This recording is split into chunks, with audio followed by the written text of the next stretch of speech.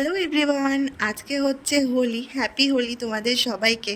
আর আজকে আমি ভ্লগটা স্টার্ট করছি মায়াপুর থেকে। তো আমাকে কেমন লাগছে তোমরা জানিও। আমি আজকে পরেছি গোপী ড্রেস। তো প্রত্যেক বছর তো হোলিতে বাড়িতেই কাটাই, আর ওখানে একটা আলাদা মজা হয় আর এখানে একটা অন্য রকম মজা। দিনটা শুরু করলাম আমরা আমাদের হোটেলের সামনে যতগুলো মন্দির ছিল প্রত্যেকটা মন্দিরে আমরা গিয়ে গিয়ে প্রণাম করেছি আর ভগবানের পায়ে আবির দিয়েছি। প্রত্যেকটা মন্দিরে তো ভিডিও করা পসিবল না, কারণ বেশিরভাগ মন্দিরই মায়াপুরের ক্যামেরা ভিডিও এগুলো অ্যালাউ করে না।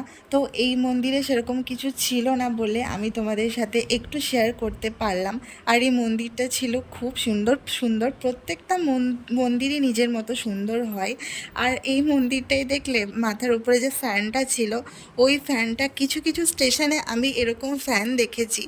তো মন্দিরে এই প্রথমবার দেখলাম। আর আজকে কিন্তু মায়াপুরে তো এরকমই সব সময় ভিড় থাকে, কিন্তু দোলের জন্য আজকে প্রচণ্ড ভিড়। এবার আমরা যাব ইস্কন মন্দিরে। তো আজকে না দোলের জন্য এখানে অটো টোটো সব বন্ধ করে দিয়েছে, তাই আমাদেরকে হেঁটে হেঁটে যেতে হচ্ছে।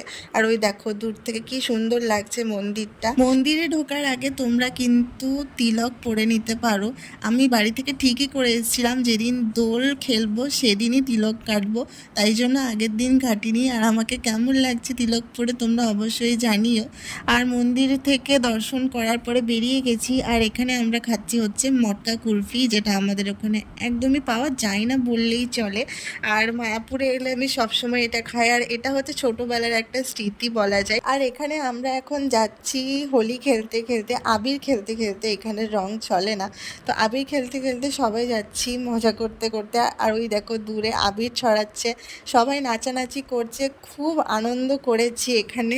আমিও একটু নেচে নিলাম, আর মাকেও পেছনে বলছিলাম যে মা তুমিও নাচো।